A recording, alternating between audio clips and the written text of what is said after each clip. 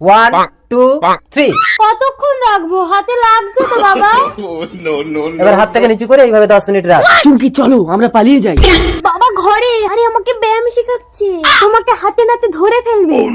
হাতে নাতে ধরবে বাটামকে? এই গামছা দিয়ে তোমার বাবার হাত বেঁধে তোমাকে নিয়ে পালাবো। আমার হাত পাতবি তুই? আয় দেখি তুই কেমন বাপের বেটা।